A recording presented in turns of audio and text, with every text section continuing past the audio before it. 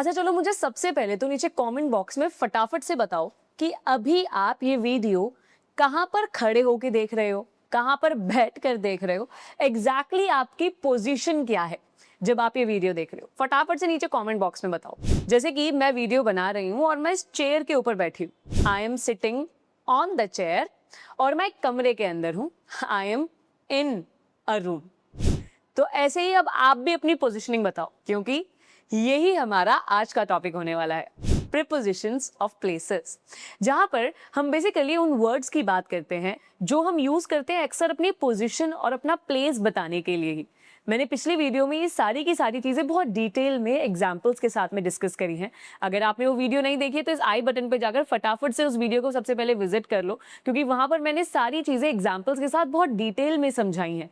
बहुत सारे एग्जांपल्स हैं, डिटेल्ड एक्सप्लेनेशंस हैं, जिससे आपको कभी कोई डाउट रहेगा ही नहीं। सो फटाफट जाओ और इस वीडियो को विजिट करो। और अगर देख चुके हो ऑलरेडी तो इस वीडियो में मेरे साथ आखिरी तक जुड़े रहना, क्योंकि इसमें मैं आपके लिए उस वीडियो से रिलेटेड और उस टॉपिक से रिलेटेड बहुत सारे क्वेश्चंस, फिलअप्स, पिक्चर्स लेकर आई हूं, जिससे प्रीपोजिशन ऑफ प्लेस को ही हम प्रैक्टिस करने वाले हैं। तो फिर बिना किसी देरी के शुरू करते हैं। और हाँ, जो भी सवाल मैं आपसे पूछूंगी ना, नीचे कमेंट बॉक्स में सबके जवाब जरूर देते रहना, क्योंकि आखिरकार बात आपकी प्रैक्टिस का है, आखिरकार बात आपकी लर्निंग की है। अगर लर्न नहीं करोगे, प्रैक्टिस नहीं करोगे, तो ये वीडियो भी बाकी वीडियोस की तरह हो जाएगी जो आपने पहले भी कई बार देखी है, लेकिन स्टिल कॉन्सेप्ट क्लियर हुआ ही नहीं। ऐसा इसलिए क्योंकि आपने सिर्फ वीडियो को देखा, 2 दिन बाद भूल गए। प्रैक्टिस करी होती उस समय भी तो आज इस वीडियो को खोलने की जरूरत नहीं पड़ती। अगर आप दोबारा इस वीडियो पर आए हो, यानी कि आपको प्रीपोजिशंस की जरूरत है, और जरूरत तभी पूरी होगी जब प्रैक्टिस अच्छे से करी जाएगी। तो याद रहे, ध्यान रहे, इस वीडियो में मैं जो भी आपको बोलूंगी, नीचे आपको कमेंट बॉक्स में वो सारे सेंटेंसेस बनाने होंगे, तभी प्रैक्टिस पूरी होगी। तो बिना किसी देरी के अब शुरू करते हैं। तो चलिए फिर शुरू करते हैं प्रीपोजिशन ऑफ प्लेस की प्रैक्टिस को। देखो, आपको एक बात तो समझनी ही होगी कि प्रीपोजिशन ऑफ प्लेस हमारी डेली लाइफ में सबसे ज्यादा यूज होने वाले प्रीपोजिशंस हैं। ऐसा इसलिए क्योंकि अक्सर हम जगह की बात ही तो करते हैं। मेरा बैग टेबल के ऊपर रखा है, नहीं नहीं, जो ग्लास है वो टेबल के नीचे रखा हुआ है, बहन तो बेड के ऊपर सो रही है। ये सारे के सारे जो सेंटेंसेस होते हैं, ये प्रीपोजिशन ऑफ प्लेस की मदद से ही बन पाते। आपने इन सेंटेंसेस के थ्रू लोगों की या चीजों के प्लेस की ही बात करिए कि वो एग्जैक्टली रखे कहाँ पर हुए, राइट। तो इसीलिए प्रीपोजिशन ऑफ प्लेस जो है वो काफी इंपॉर्टेंट टॉपिक हो जाता है इंग्लिश में सीखने के लिए और इवन प्रैक्टिस करने के लिए भी। तो चलो फिर बिना किसी देरी के शुरू करते हैं। आज इस वीडियो में मैं आपको प्रीपोजिशन ऑफ प्लेस जो हमने पिछली वीडियो में पढ़ा था, समझा था, जो मैंने इस वीडियो में समझाया है, आई बटन पे वो वीडियो अवेलेबल है, विजिट करके देख सकते हो। मैंने सब कुछ बहुत डिटेल में वहां पर सब कुछ समझाया हुआ है। तो चलो फिर शुरू करते हैं अभी और जानते हैं कि प्रीपोजिशन ऑफ प्लेस को यूज कैसे किया जाता है। तो जो सबसे पहला हमारा आज का टॉपिक होने वाला है, इसके अंदर मैंने क्या किया है, यहाँ पर आपके लिए कुछ फिलिप्स में लेकर आई हूँ, जहाँ पर आपको एग्जैक्टली प्रीपोजिशन ऑफ प्लेस को फिल करना है। हिंट के लिए लास्ट में आपको कुछ हिंट्स दिए हुए हैं, जिनकी मदद से आप ये पता लगा सकते हो कि यहाँ पर कौन सा प्रीपोजिशन ऑफ प्लेस आएगा, राइट। तो फिर शुरू करते हैं। आपको बताना होगा क्या होने वाला है, मैं आपको थोड़ा सा समय दूंगी सोचने के लिए, फिर लास्ट में मैं खुद भी जवाब दूंगी ताकि आप रीचेक कर सको। So let's get started. तो सबसे पहला सेंटेंस है, the pen is blank the box inside, यानी कि जो पेन है वो बॉक्स के अंदर है। तो क्या आ जाएगा, द पेन इज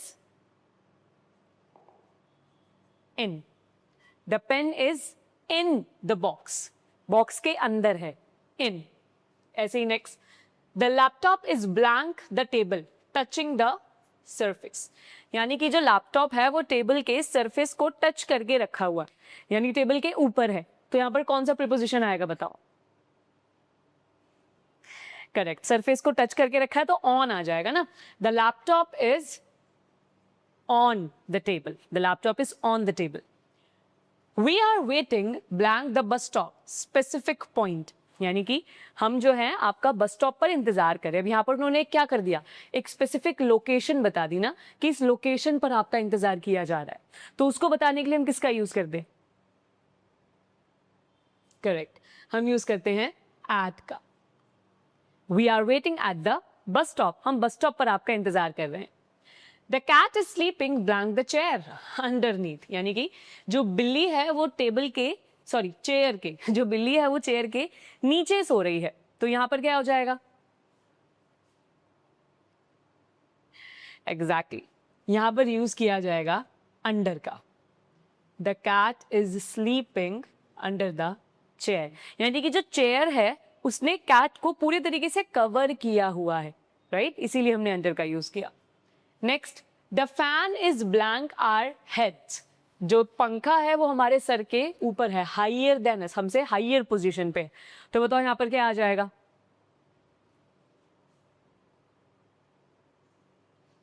एग्जैक्टली यहाँ पर जो यूज किया जाएगा वो हो जाएगा अबव का. The fan is above our heads, क्योंकि यहाँ पर बात करी गई है ऊपर एक हाइयर डायरेक्शन की, अपर डायरेक्शन की बात की है कि हमारे ऊपर की तरफ जो है एक पॉइंट पर पंखा है, उसने कवर किया है नहीं किया है, दैट्स नॉट द केस. यहाँ पर इसलिए हम अबव का यूज करेंगे. अगर कवर करने की बात होती तो ओवर आ जाता. Next, the airplane is flying blank the city moving across the top, यानी ऊपर की तरफ से मूव करके जा रहा है, यानी उसने कवर किया है ऊपर वाले सरफेस को. तो यहाँ पर किस चीज का यूज करेंगे हम? अब देखो ये कवर करके जा रहा है ना ऊपर से, so will be using over. The airplane is flying over the city. जो एयरप्लेन है वो सिटी के ऊपर से क्रॉस करके जा रहा है.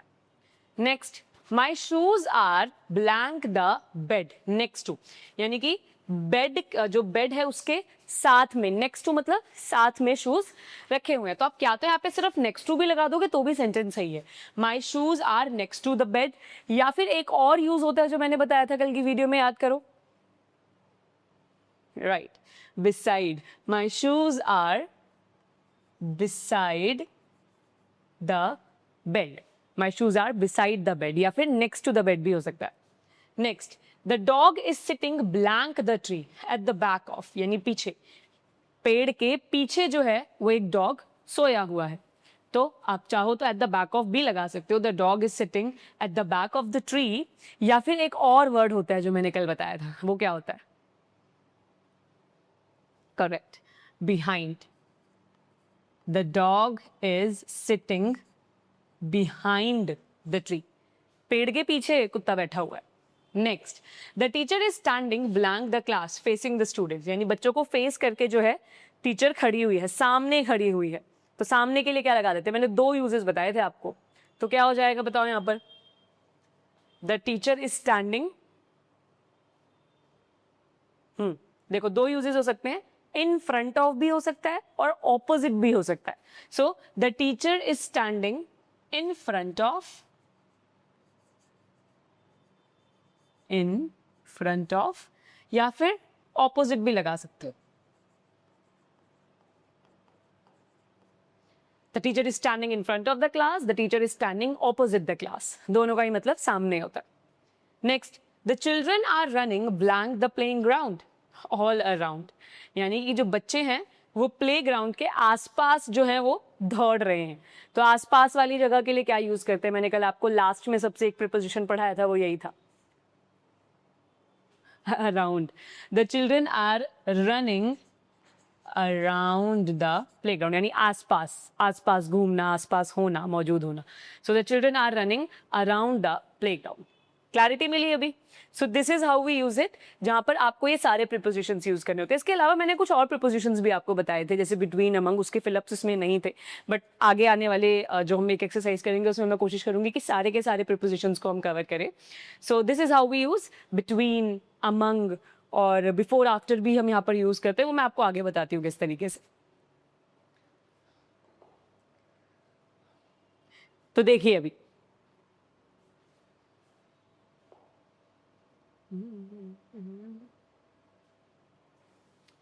तो देखो अभी यहाँ पर आपके लिए एक इमेज मैं लेकर आई हूँ. इस इमेज में देखकर बहुत सारे सेंटेंसेस जो हम प्रीपोजिशन ऑफ प्लेस के साथ में बना सकते हैं.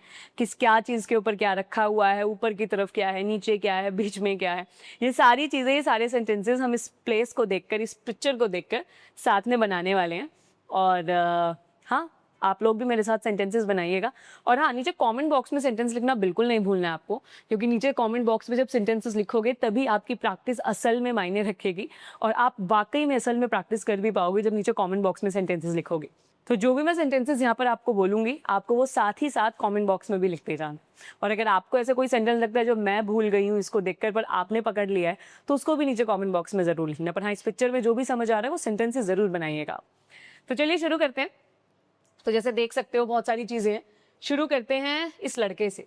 जैसे ये लड़का है, ये दरवाजे पर खड़ा है, तो हम इसको क्या बोल देंगे?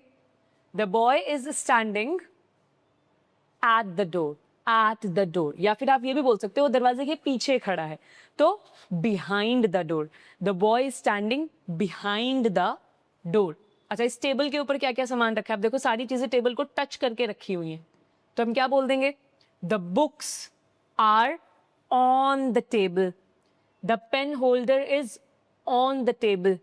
अच्छा, ये जो पेन है ये पेन होल्डर के अंदर है, तो क्या बोल देंगे हम? The pens are in the pen holder, है ना? अच्छा, अब देखो ये जो डस्टबिन है ये टेबल के नीचे है, नीचे की तरफ है, टेबल ने कवर किया है, तो हम क्या बोल देंगे? The dustbin is under the table. Exactly ऐसे ही देखो यहाँ पर एक पेट है, एक पेट डॉग है, ये भी टेबल के नीचे है, तो हम क्या बोल देंगे? Exactly the dog is under the table. या फिर जो टेबल है वो डॉग के ऊपर है, the table is over the dog, ये भी बोला जा सकता है। ये कप देखो, ये वास टेबल के ऊपर रखे हुए हैं, so the cup and the वास आर ऑन द टेबल। बिल्कुल सही। अच्छा, अब ये जो लड़की है ये एक बिल्ली और एक कुशन के बीच में बैठी हुई है, राइट? तो हम इसमें बिटवीन का यूज कर सकते हैं। क्या बोलेंगे? The girl is sitting between the pillow and the cat, right? बिल्ली सोफे के ऊपर है, the cat is on the sofa, right? ऐसे ही देखो यहाँ पर एक साइड टेबल है, टेबल के ऊपर फ्रेम रखा है, लैम्प रखा है ना? The lamp and frame are on the side table, right? ऐसे ही देखो यहाँ पर इस कबर्ड के ऊपर एक शेल्फ है, राइट? तो इसको हम क्या बोल देंगे? अबव। क्यों? क्योंकि यहाँ पर हमने ऊपर डायरेक्शन की बात करी कि इसके ऊपर की तरफ है, तो मैं क्या बोल दूंगी? The shelf is above the cupboard, the shelf is above the cupboard, या the shelf is above the sofa भी हो सकता है। ऐसी घड़ी सोफे के ऊपर है, ऊपर की तरफ डायरेक्शन बताई जा रही है, कवर तो नहीं कर रही है ना घड़ी, पूरे सोफे को कवर नहीं कर रही है, बस हमने ऊपर वाली डायरेक्शन बताई है, तो हम क्या बोल देंगे? The watch, sorry the clock, watch नहीं इसको क्लॉक बोला जाता है। वॉच जो हाथ में पहनी जाती है, जो दीवार पे होती है, उसको क्लॉक बोलते हैं। So the clock is above the sofa, right? ऐसे ही शेल्फ के ऊपर क्या क्या रखा हुआ है? Books are on the shelf, the trophy is on the shelf, the plant is on the shelf. किताबें प्लांट और ट्रॉफी के बीच में है, तो क्या बोल देंगे? The books are in between the plant and the trophy. ऐसे ही ये जो एक फ्रेम है ये कबर्ड के ऊपर है, so the frame is above the cupboard, right? जैसे ये मछली है, ये एक्वेरियम के अंदर है, right? So the fish is in the aquarium, right? So ये सारे के सारे सेंटेंसेस अभी आपको बनाने हैं नीचे कमेंट बॉक्स में। आप चाहो तो इस पिक्चर का स्क्रीनशॉट ले सकते हो, दोबारा से देख सकते हो, और अभी आपको ये सारे के सारे सेंटेंसेस दोबारा से फ्रेम करने हैं नीचे कमेंट बॉक्स में। इस तरीके से आपकी जो प्रीपोजिशन की अंडरस्टैंडिंग है वो इजीली डेवलप हो पाएगी, आप आसानी से सेंटेंसेस फ्रेम कर पाओगे, और आपके लिए ये टॉपिक समझना और बोलना भी उतना ही आसान हो जाएगा। सो आज की वीडियो के लिए बस इतना ही, और I hope preposition of place जो है ये इन, ऑन, एट, क्लैरिटी आपको मिल ही गई होगी। नहीं मिली है तो दोबारा से एक बार वीडियो देखो जहाँ पर मैंने सारी चीज़ें क्लियरली बताई हैं। बाकी नीचे डिस्क्रिप्शन बॉक्स में सेंटेंसेस और वर्कशीट्स आपको मिल जाएंगी, उनको गो थ्रू कीजिएगा, प्रैक्टिस करिएगा उसके थ्रू। और हाँ, नीचे कमेंट बॉक्स में सेंटेंस बनाना बिल्कुल मत भूलना, क्योंकि वो आपको बहुत ज़्यादा मदद करेंगे अपनी इंग्लिश की प्रैक्टिस करने के लिए। बाकी आज हमने डे 27 भी कंप्लीट कर लिया है, नेक्स्ट वीडियो डे 28 की आएगी। अभी बस 2-3 दिन ही और बचे इस पूरे कोर्स के। मैं कोशिश करूँगी कि ज़्यादा से ज़्यादा चीज़ें कवर करके इस पूरे कोर्स में कवर करूँ। बाकी इस कोर्स के ख़त्म होने के बाद भी आपको लॉन्ग वीडियो, शॉर्ट वीडियोज़ मेरी मिलती रहेंगी, जहाँ पर मैं आपको ग्रामर पढ़ाऊँगी, चीज़ें समझाऊँगी, पर्सनैलिटी रिलेटेड चीज़ें भी बताने वाली हूँ। सो मेरे साथ जुड़े रहना, इसी तरीके से साथ में सीखेंगे, साथ में इम्प्रूव करेंगे और आगे बढ़ेंगे। बाकी जैसे मैंने आपको पहले भी बताया, इंग्लिश इंप्रूव करो, जल्द से जल्द इंप्रूव करो, क्योंकि इंग्लिश कोई बहुत बड़ी चीज़ नहीं है। लोग आपको पागल बनाएंगे ये बात बोल बोल के कि इंग्लिश इज़ समथिंग जो आपका वर्ल्ड लाइफ चेंज कर सकती है। मैं कहती हूँ इंग्लिश सीख कर भी आप पूरी भीड़ में एक एवरेज अपने आप को मान पाओगे, क्योंकि एक बेस्ट आउटशाइन करने के लिए आपको बहुत सारी दूसरी स्किल्स भी अपने अंदर डेवलप करनी होंगी। तो वो स्किल्स डेवलप करें और लिटरली वर्ल्ड में आउटशाइन करें। थैंक यू सो मच, मिलते हैं नेक्स्ट वीडियो में। Till then bye bye.